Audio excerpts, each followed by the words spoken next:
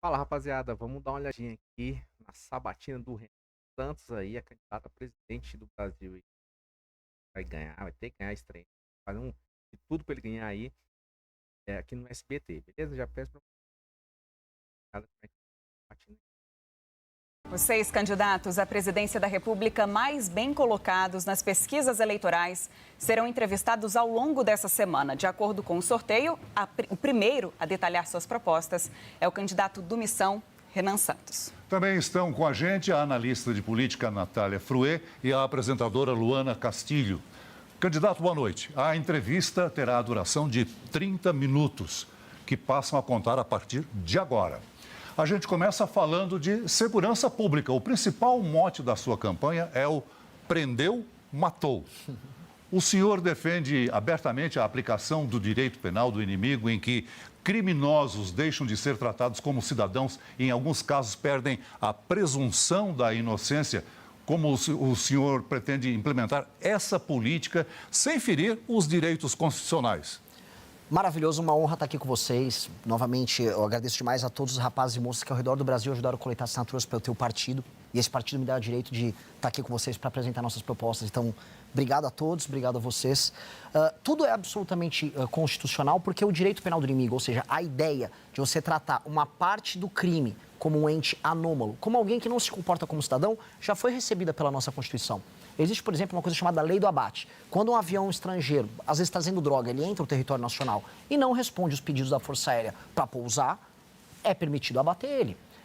Nós temos outros institutos, por exemplo, a lei antiterror no Brasil. A lei antiterror traz a ideia de direito penal do inimigo. Então, se uma pessoa está andando com uma bomba, está indo lá para a Praça da Sé, no centro de São Paulo, e você sabe que essa pessoa pertence a uma organização terrorista, você pode atuar, ou seja, se antecipa a pena para prender ele ou para, eventualmente, abater ele, caso seja o caso. Então, a ideia do direito penal do inimigo é tratar de maneira diferente quem age de maneira muito diferente, quem está permanentemente violando direitos humanos, como é o caso dessas facções. E é o que nós vamos fazer, nós vamos implementar o direito penal do inimigo. Inclusive já passou, a lei antifacção no Brasil, já antecipando uma parte do que nós vamos fazer. E aí no nosso governo nós vamos atuar de maneira muito dura, porque nós temos 1 ano para destruir esses caras. Esses caras estão tornando a vida dos brasileiros um inferno e nós precisamos, em 1 ano, destruir as facções, deixar eles quebrados financeiramente, quebrados moralmente e devolver os territórios que foram tomados por eles, ou seja, cidades inteiras, bairros inteiros, para a população brasileira. Se eu fizer isso, eu terei tido sucesso. Agora, no lançamento da campanha, os seus apoiadores acabaram entoando prendeu ou matou? Não há aí um problema de comunicação, já que o senhor diz que não é bem assim? É que assim, a ideia do prendeu ou matou surgiu quando um rapaz, acho que foi um empresário, estava no Parque do Povo, que é um parque que tem aqui em São Paulo, e ele foi assaltado, tomaram o celular dele, e no exato momento que ele entrega o celular pro bandido, o bandido dá um tiro nele e mata. Ou seja, eu fiquei com muita raiva, eu falei, o que eu faço com um sujeito desses? Eu vou recuperar um bandido desses? Não. O destino dele é prender ou matar. Porque é verdade, diante de um assalto armado, o que você pode fazer? A única coisa justa, séria, a se fazer com um cara desses é ou levar ele preso para ficar muito tempo na cadeia, ou ele morrer. Uma pessoa fala, não, Renan, mas ele pode tomar um tiro da polícia e apenas se machucar. Tudo bem, ele vai se machucar e depois ele vai ser levado para a prisão. Agora, não pode ter terceira opção. Hoje, no Brasil, a gente viu prender ou soltou. O bandido vai preso, fica um pouquinho na cadeia e termina solto. Um cara que agride a esposa, a namorada, acaba detido, volta solto. Uma pessoa que pratica crimes sexuais com uma criança, pega uma pena pequena e volta solto. A pessoa se ficou presa cometendo esses crimes que são atrocidades, elas precisam ficar presas de verdade. E quando resolverem enfrentar a polícia, usar arma contra a polícia ou contra qualquer cidadão, a polícia tem o direito sagrado de apontar a arma para aquele vagabundo e fazer ele se tornar uma massa de carbono disforme. Agora, outro ponto importante é a construção de superpresídios. Qual será o custo disso? Como é que será pago a construção disso?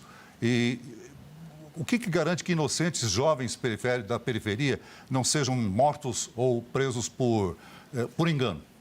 Olha, hoje, mortos por engano, eles já estão sendo. Um menino na periferia que é assaltado, às vezes ele toma um tiro do bandido, como acontece diariamente. A maior parte das pessoas que morrem nas mãos do crime organizado, em geral, são rapazes negros, pardos, em geral de bairros periféricos e regiões pobres do Brasil. As estatísticas mostram isso. Então já está acontecendo isso. Essa pessoa já está morrendo nas mãos do crime. Agora, ela vai ter a certeza de que o Estado vai agir para proteger ela.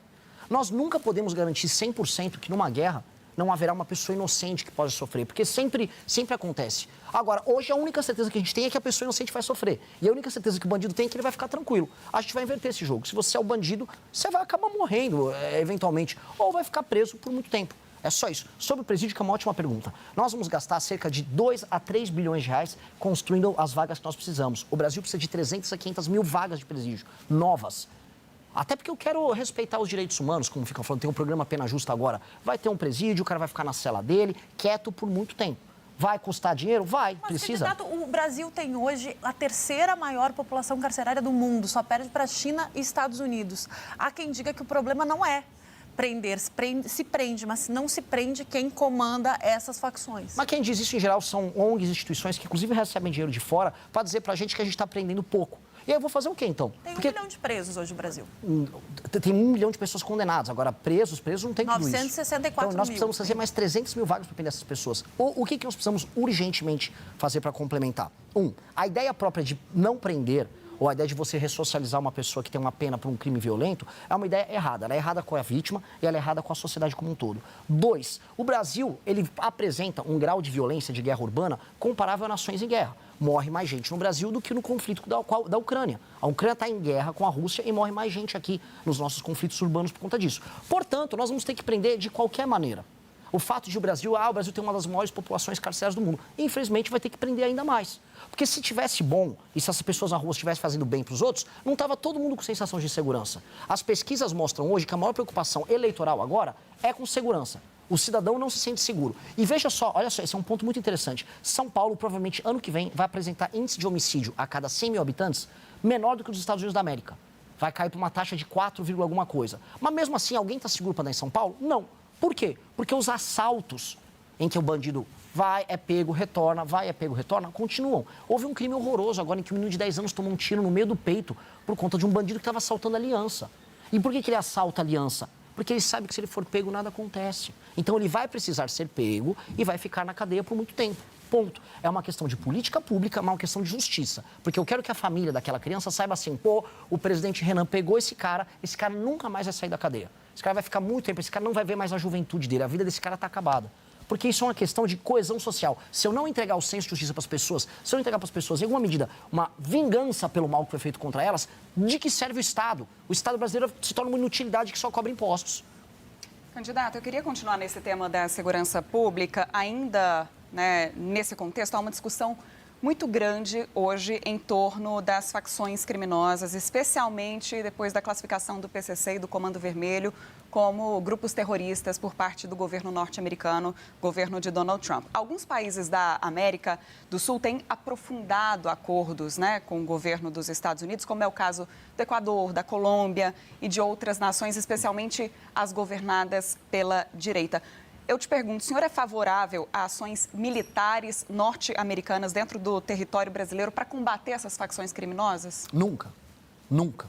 Eu acho isso humilhante para a gente. Humilhante. O Brasil tem todas as condições. Então o senhor é contra essa classificação? Eu sou contra você aceitar a ideia de que os Estados Unidos têm que tutelar a nossa luta contra o crime. Eu acho isso humilhante para a gente como nação. E é humilhante para os nossos policiais. Ou seja, nossos policiais estão enfrentando o crime organizado há décadas. Agora não, os Estados Unidos vão fazer isso para nós. Gente, não. A gente tem que ter acordo de cooperação com os Estados Unidos da América. A gente tem que ter acordo não só com eles, tá? A Holanda, por exemplo, recebe boa parte da droga que o PCC manda de São Paulo, pelo Porto Santos, para a Europa. Ora, vai ter que ter acordo de cooperação com a Holanda também. Nós vamos ter que ter uso de inteligência.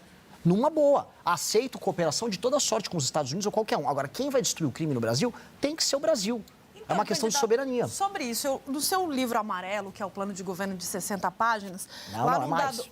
É 460. Não, total, mas o plano de governo registrado no TSE são 60. O senhor fala de dissolução de entidades públicas ou privadas infiltradas pelo crime organizado. Essa dissolução de entidades públicas, a provocação dessa pergunta é a seguinte: a gente tem hoje, a maioria dos crimes, quando a gente relata as facções, tem... até o estagiário do Ministério Público aqui de São Paulo repassava informação para a facção criminosa. Recentemente, a gente teve a Polícia Federal fazendo uma operação focada em agentes públicos. A minha pergunta, quando o senhor fala em dissolução de entidades públicas, eu quero saber, tem previsão de fazer auditoria sistemática, frequente, em os bens dos servidores hoje que lidam com isso? Porque a história de matar e de ter uma ação ostensiva, ela tem um apelo popular. Agora, o crime só é organizado porque tem o aval estatal. E aí a minha pergunta é, o que fazer com esse agente público? Seja na Polícia Federal, 2019 teve um sargento das Forças Armadas preso na Espanha levando droga em avião presidencial. Como fazer com que esse agente não trabalhe para as facções, porque a gente vê, o senhor mesmo disse, o menino pobre da periferia acaba sendo morto ou preso. Para ele, esse é o cenário. Agora, como combater a corrupção estatal desses agentes públicos? Antes de tudo, o menino pobre da periferia, antes ele é morto pelo crime organizado. E ele está morrendo todos os dias nas casas. Hoje no Brasil morre coisa de 90 a 100 pessoas todos os dias. A maior parte das pessoas que morrem são meninos negros da periferia. Ele já está morrendo ali na mão deles, só para clarificar. 2, a ideia de você dissolver ou intervir, você fazer uma intervenção em entidades privadas ou públicas que estão envolvidas com crime organizado, não é que eu vou, por exemplo, dissolver o Ministério Público de São Paulo se há um promotor fazendo parte de uma facção. A PM de São Paulo, por exemplo. A PM de São Paulo tem inúmeros casos reportados em que membros da polícia passam informações para o PCC. E essas pessoas têm que ser enquadradas, essa é a ideia do jeito penal do inimigo, como membros infiltrados da facção. E tem que ser punidas exemplarmente, porque a autoridade pública que está traindo, um policial em especial, a sua farda, o seu juramento, para atrair a população e jogar de acordo com o bandido, ele é pior do que o bandido. Mas qual é a punição? Esse sargento das Forças Armadas foi condenado recentemente a 3 anos de prisão e foi absolvido do caso de lavagem de dinheiro. Mas aí estamos concordando no mesmo ponto. As punições no Brasil são muito baixas, são muito pequenas. Mas como atingir esse agente público? A partir do momento que você tem o geral penal do inimigo, em que o ato de pertencer à facção, ou seja, você tem uma conexão com a facção, aumenta as punições, ele já vai estar sendo enquadrado num novo tipo de punibilidade. Porque esse é o elemento. A partir do momento que, saindo não só desse agente público, ele, um policial que está ajudando uma facção, ou um membro, por exemplo, de um fundo privado que está lavando o dinheiro do PCC, se ambos forem enquadrados, ambos vão incorrer no pertencimento à facção. E o direito vai funcionar de maneira diferente para eles. E precisa ser assim. É similar ao que acontece com a Itália na lei antimáfia, em que se você está enquadrado como um agente público que está dentro da estrutura da máfia, o Estado vai poder ir com especial força para cima de você. Aí, no exemplo do que está no nosso programa do Livro Amarelo, municípios inteiros já estão na mão hoje do crime organizado. Cito um município, Santa Quitéria, no Ceará, em que o prefeito usou o Comando Vermelho para participar das eleições. Eventualmente, nós vamos precisar fazer uma intervenção federal em Santa Quitéria. Vamos dar um nome para um outro estado aqui, até para dar uma polêmica. Rio de Janeiro. Em que instância do Rio de Janeiro não há presença do crime organizado? Mas aí tem a Polícia Militar, porque... mas eu cito a Polícia Militar, mas vamos citar também a Assembleia Legislativa do Rio de Janeiro. Mas como acabar com essa corrupção da Polícia Militar? A capacidade de investigação, o Estado vai ter que investigar. O problema é que a infiltração no Rio de Janeiro foi gigantesca. Ela acontece na Polícia Militar, sim. Ela também acontece na Civil, menos, mas sim. Ela acontece no Legislativo, muito. Dizem que está acontecendo também no Judiciário. E aí onde você vê o grau de degradação que tem a ver com a tua pergunta. O governo inteiro do Rio de Janeiro foi dissolvido. A política de Janeiro está podre. Eventualmente, nós vamos precisar fazer, e é um caso grave, é uma intervenção no Rio de Janeiro. Porque o Brasil está se tornando um narco-estado. As pessoas estão assistindo, precisa entender. Esse prender e matar é para esses agentes públicos mas depende, também? Depende.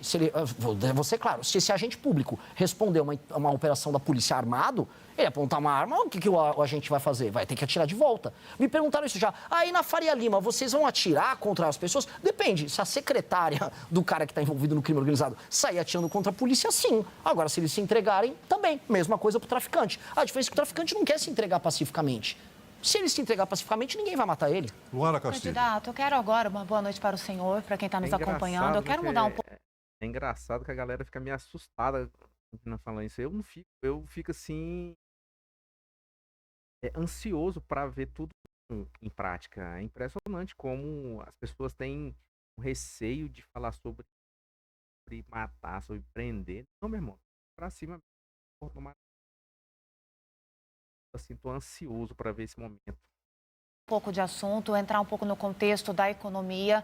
A gente tem pautas muito interessantes que a gente precisa debater, mas antes de aprofundar alguns temas, eu queria saber como que o senhor convence de que pode ser uma boa opção para reorganizar o Estado brasileiro diante de contas altas por parte do governo, gastos obrigatórios, despesas obrigatórias, necessidades de investimentos como um deles também na segurança, mas a gente ainda tem que falar de educação, de saúde, sendo que o senhor ainda não teve uma experiência política e a experiência que a gente tem conhecimento é empresarial. Eu tenho experiência política, eu sou 12 anos líder do Movimento Brasil Livre, eu sou presidente do Partido Missão. Mas uma função pública, o senhor ainda não exerceu. Uma função de um líder político é ser um líder político. A função do presidente da República não é ficar sentado com umas planilhas na frente. Ele não é um CEO, ele não é um gerente. A função de um presidente da República é liderar. E ele tem que ter força moral e exemplo, e capacidade de trabalhar e inspirar as melhores pessoas, que é isso que líderes fazem. Eu sou há 12 anos um líder. Então eu tenho todas as condições como líder de liderar uma nação. Eu lidero um bloco político inteiro no Brasil. Hoje, se há um bloco político capaz de apontar o dedo para o Lula e para o Bolsonaro e falar vocês são corruptos, é o bloco político que eu ajudei a criar. Hoje, se há, na história do Brasil, um impeachment contra um presidente, a presidente foi a Dilma Rousseff, colocando as maiores manifestações da história do Brasil na rua nos anos de 15, 16, 17, foi porque nós assim o fizemos. Desculpa colocar. Mas experiência administrativa gerindo. A Dilma Rousseff tinha muita experiência administrativa, tomou impeachment. Fernando Collor foi governador das Alagoas, tomou impeachment. Tivemos bons e maus políticos com e sem experiência. A questão, no fim do dia, é se eles são bons ou maus líderes. Mas aí a gente acaba entrando num contexto também não só de administração pública mesmo, mas também até de relações políticas. Eu queria acrescentar um pouco mais, porque o conhecimento que a gente tem de sua trajetória diante de gestão, que a gente está falando de recursos, de investimentos, de garantias, são em questões das empresas, né? E ali teve até situações de processos trabalhistas, cobranças judiciais das empresas, da sua família. Eu queria que o senhor entrasse um pouco nesse sentido é uma cobrança muito grande de responsabilidade fiscal. Como colocar em prática, sendo que a gente está falando de um orçamento exorbitante do Brasil, de uma população muito grande e que precisa ter essa boa gestão para garantir os direitos públicos e básicos. Sim, mas e o que eu, que trabalhei com gestão de empresas, estavam quebradas, peguei essas empresas com essas dívidas trabalhistas, fui lá negociar com o sindicato, aprendi a fazer folha de pagamento, vender. Eu peguei empresas, é muito bom que esse exemplo, empresas estavam fechadas com funcionários sem receber há 5 meses. Trouxe investimento, botei a empresa para andar. As empresas tinham dívidas antes de eu assumi-las. E não há nada de errado em você assumir dívidas de uma empresa tentando colocar a empresa para andar. Muito pelo contrário, é meritório. É um setor inteiro de negócio que existe não só no Brasil, mas no mundo.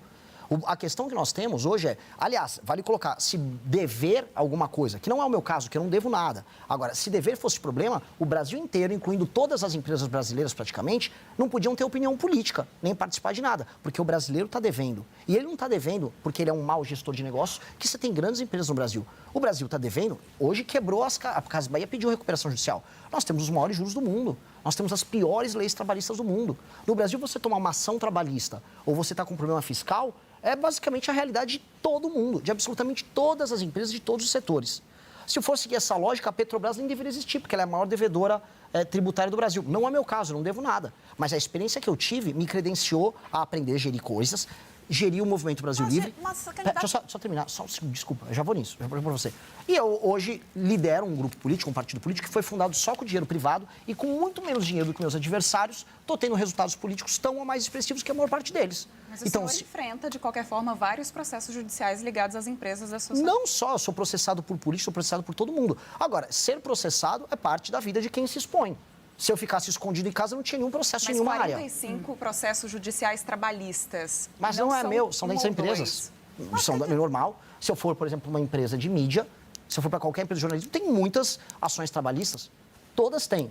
Eu vou descredenciar a informação que vem de lá? A sociedade não é uma empresa, candidato. O senhor cita, por exemplo, a reforma da Previdência no seu plano de governo. Reforma da Previdência já foram feitas várias. Só que nunca se atacou problemas que são problemas, por exemplo, quem tem a aposentadoria especial que não contribui com o teto, que acaba, de alguma forma, tendo algum tipo de benefício. Os penduricalhos, que o senhor já disse que vai acabar. Desde a redemocratização se tenta acabar com penduricalhos e nunca se consegue. Se teve agora um movimento do judiciário, de magistrados, fazendo coro em Brasília, fazendo fila em Brasília para tentar evitar se diminuir os penduricalhos, se reduzir os penduricalhos. Como atacar? Eu acho que a Luara quis dizer isso. O senhor vai enfrentar, para fazer o que o senhor está prometendo no seu plano de governo, todas essas categorias que sempre tiveram algum tipo de prevaleceram no debate público. Maravilhoso. Então está provado que quem teve experiência de fazer isso não conseguiu fazer. E aí o senhor Lógico, porque eu diferente de todo mundo... Mas como é que o senhor vai fazer? Primeiro sendo verdadeiro. Nenhum dos outros candidatos está falando... Penduricalhos, por exemplo, como é que o senhor vai... Penduricalho é fácil, Natália. Penduricalho é a coisa mais fácil. Falar de super salário do judiciário, via público falar, olha, tem juiz ganhando 200, 300, 400 mil por mês, é o fácil. Vai precisar fazer, mas nem de longe. Eu estou dando, olhar para a câmera aqui, eleitor brasileiro, nem de longe esse é o maior dos problemas. Nós temos uma nova reforma da Previdência para fazer, você está certa. Vai ter que fazer... Mas vai atacar, por exemplo, a Previdência de militares? Óbvio! Forças Armadas? Pelo amor de Deus! 2019, o que mais tem no Brasil é militar vagabundo que não faz nada. Não faz nada. O militar vagabundo que não está preocupado nem um pouco com o crime organizado no Brasil, mas recebe salário de general. No Rio de Janeiro, você anda, você vê isso, pra lá e pra cá. O militar que pega o motorista dele para se encontrar no clube militar, general, aí pede para desviar da favela, que ele deveria desocupar aquela favela do crime organizado, mas ele manda desviar para ir para o clube militar, enquanto ele próprio recebe um super salário, se aposenta cedo e tem uma super aposentadoria. Vamos ter que atacar tudo, até porque a Previdência brasileira não funcionou como deveria, a reforma da Previdência última, de 2019, porque a gente manteve muitos privilégios, assim como a reforma tributária. Vamos precisar atacar, porque tem uma coisa, que é um evento novo que está acontecendo agora, o Brasil vai quebrar. Hoje saiu agora uma matéria, a gente está explodindo o número de recuperações judiciais, e as recuperações estão acontecendo porque os juros é muito alto, e os juros é muito alto porque o governo gasta demais. Está quebrando o setor privado. Falando em economia ainda, entre as suas propostas econômicas está a extinção da Justiça do Trabalho e a alteração drástica da CLT. Num país onde a população já não tem carteira assinada, né? O fim da proteção trabalhista não pode resultar aí numa precarização? Não, elas já estão precarizadas, tanto que as pessoas estão procurando outros meios para trabalhar. Você vai conversar com o setor de varejo, ninguém está conseguindo contratar a população de maneira formal. Primeiro, porque uma parte importante não quer. Segundo, que parte da população está vivendo num mix de auxílio com emprego informal. E terceiro, que a maior parte dos novos empregos, especialmente para as gerações mais novas, estão sendo MEI. E o MEI, vamos ser sinceros, é a única maneira que tanto o empresário quanto a pessoa que quer trabalhar honesta encontraram para poder trabalharem juntos e ambos não caírem na esparrela, na mentira da justiça trabalhista. O trabalhador não será forçado a aceitar jornadas exaustivas? Não, você pode estabelecer limite de jornada. O que eu estou falando é, o trabalhador pode ter o direito de vender a hora de trabalho dele, ou a gente não precisa de uma justiça que custa 24 bilhões por ano para ficar com um monte de juiz que também recebe super salário e que vivem da ideia de que o trabalhador e o empresário são inimigos. Trabalhador e empresário não são inimigos. Inimigos, como a Natália disse, é o juiz que ganha 300 mil reais por mês. Mas no que é o o senhor político se baseia corrupto. ao dizer que essa mudança poderia aumentar o ganho do trabalhador e não somente o lucro do empregador? Porque todas as experiências no mundo de sucesso mostram que quanto mais flexibilização trabalhista você tiver, maior oferta de emprego você tem e a maior aumento no salário das pessoas você tem. Um exemplo disso aconteceu em todos os nossos concorrentes globais, na Ásia. Na Ásia, as leis trabalhistas são muito mais flexíveis que as brasileiras. E a gente concorre com eles. A questão toda é o seguinte, a gente quer falar em direito ao trabalho? Vamos falar primeiro, então, ao direito mais óbvio do trabalho, que é trabalhar. Hoje é muito impeditivo, é muito duro para uma pessoa contratar outra com as leis que nós temos. O empresário já sabe que ele pode tomar um pau na justiça do trabalho, vai pegar um juiz ideológico. O trabalhador sabe que a quantidade de dinheiro que não fica com ele, mas vai para o governo é gigantesca. O trabalhador prefere a informalidade ou o MEI, porque hoje CLT é só imposto. Mas o senhor não concorda que hoje o trabalhador ele tem o direito de escolher o que é mais benéfico para ele, se ele vai ser um MEI, se ele vai ser um CLT, ele está no direito dele de escolher. A partir do momento que acaba essa garantia, ele não acaba sendo obrigado a aceitar qualquer condição de trabalho. E digo mais, por exemplo, a gente tem realidades de muitas mulheres, mães, solo, que precisam trabalhar, ou então, quando está no momento de gestação, precisa da licença. Como ficariam garantias e direitos dessa população que também não pode aceitar qualquer coisa? Vamos começar pelo final, que é bem importante que você colocou. Mãe, mulher, numa cidade que está nascendo cada vez menos gente, o ato da maternidade ele tem que ser incentivado. Legislação que proteja as mulheres nesse sentido tem que ser incentivada. Ponto. Senão a gente vai viver num país que se torna inimigo do nascimento de bebês, inimigo do surgimento de famílias. E eu venho falando, já fiz uma sabatina numa emissora concorrente aqui, em que ficou se discutindo do papel do homem, o papel da mulher na relação, e nós acreditamos muito na família biparental, pai e mãe presentes. Então a moça que está trabalhando, que está sonhando em ter um filho, ela se sentir tranquila para fazer isso é essencial. Agora, hoje, veja, não é que o trabalhador tem muita escolha. Em alguns setores, como a indústria, você não tem a possibilidade do MEI. É só CLT altamente sindicalizado, com ele ganhando pouco, dando metade do dinheiro para Janja gastar com avião, que é isso que acontece, o Estado ficando com o dinheiro dele.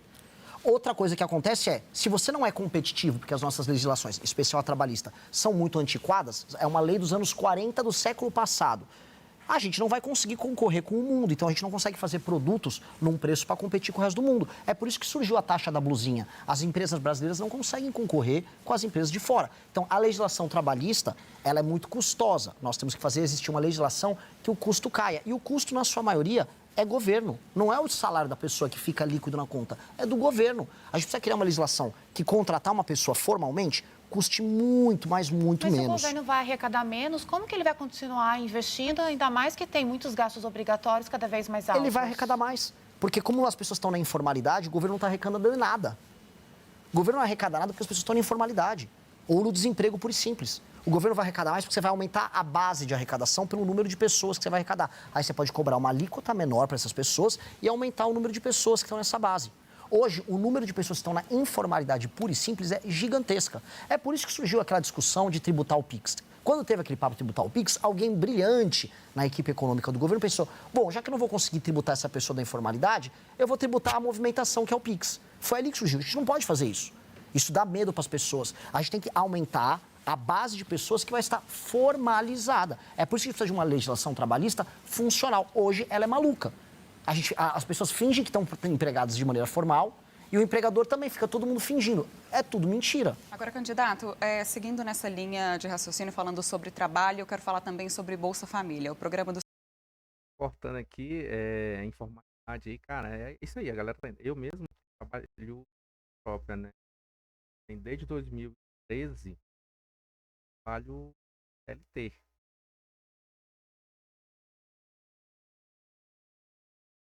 Açaí na rua. Hoje eu trabalho na rua, vendo café na madrugada. Voltei a vender. Faço meu tempo. Meu dinheiro. Então, ganho sinceramente trabalhando na CLT tudo. 7 horas. Estaria vendendo meu.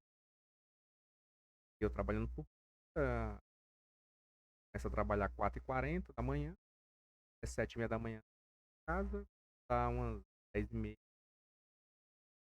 vendo, 3 horas eu encerrei. Então eu fiquei o dia todo trabalho estressante, as atividades. O senhor, ele fala em substituir o Bolsa Família por trabalho. Hoje em dia, o programa Bolsa Família, ele já prevê a chamada regra de proteção, que é aquele mecanismo que permite que as pessoas comecem a trabalhar, continuem recebendo o benefício por um tempo, até que estejam, de fato, consolidadas ali no mercado do trabalho. Isso permite uma transição segura e gradual, né? Como é que o senhor pretende, então, acabar com o Bolsa Família, transformar tudo isso sem comprometer o mínimo que essa população mais vulnerável recebe, que muitas vezes é o que garante o pão ali de cada dia, o pão, o leite das crianças? É que não é exatamente isso que nós vamos fazer. Então, para quem está nos assistindo, vocês precisam entender. Essa transição tem que ser mantida. É um programa que já existe. Sim, mas não é isso. Reconhecido pela ONU, né? E não é disso que nós estamos falando. O nosso programa fala o seguinte: o Brasil está se tornando um lugar pobre, muito pobre, que as pessoas vivem de Bolsa Família. Ponto. Está aumentando o número de pessoas no Bolsa Família. Ponto. As pessoas em algumas regiões do Brasil, região Nordeste, no Nordeste, 4 a cada 10 domicílios estão no Bolsa Família. Ou seja, o Brasil está empobrecendo e qualquer lugar em que aumenta o número de pessoas que vivem de assistência significa que é um lugar falido, quebrado. A maior parte dos municípios, eu tive assim, a honra de visitar os lugares mais pobres do Brasil. Fui nos municípios mais pobres, Marajá do Sena, fui lá em Melgaço, na Ilha do Marajó. É um horror, as pessoas vivem muito mal, não existe emprego. Aquela pessoa que está num lugar que não tem emprego, de start, ninguém vai alterar a política social se uma pessoa morre de fome. Não existe meio das pessoas se sustentarem, hoje sem política assistencial. Dito isso, nós não podemos continuar vivendo num país em que as pessoas precisam de um dinheiro que cai no cartãozinho dela lá, que ela pega no CRAS, para ela poder sobreviver. O Estado tem que levar frentes de trabalho, o Estado tem que criar zonas econômicas especiais e o Estado tem que levar a possibilidade de trabalhar, especialmente para as pessoas mais jovens, porque aí tem muito homem, muita moça jovem, às vezes sem filhos, que querem ter o benefício assistencial, querem pegar um bico e ficar em formalidade. Aí uma empresa não consegue contratar ela. Aí você fica num impasse, o agricultor não consegue contratar, aquela pessoa fica vivendo na casa dos pais. Existe um método, um modo de vida ligado a isso que precisa ser superado. Até porque isso está custando para quem? No fim do dia. Está custando para o trabalhador, para o entregador de moto que está nos assistindo e que está pagando um imposto caríssimo e não está aguentando mais. Os impostos estão caros, os juros estão caros porque a gente não está conseguindo sustentar isso. Então a conta está ficando em quem trabalha. Eu primeiro vou salvar quem está trabalhando. Quem está pagando a conta precisa ser salvo. Eu não vou deixar ninguém que está no município que tem Bolsa Família morrer de fome. Só que eu vou levar o emprego para lá. Vou levar o trabalho, nem que seja com frente de trabalho, igual o Roosevelt. O senhor mantém, então, para a extrema pobreza até fazer a transição. Até fazer a transição. Só que o Estado brasileiro não vai mais ser um Estado malandro, porque os governadores, prefeitos e o presidente são malandros, vai ficar só, dá mais Bolsa Família, porque quem recebe Bolsa Família não cobra o político.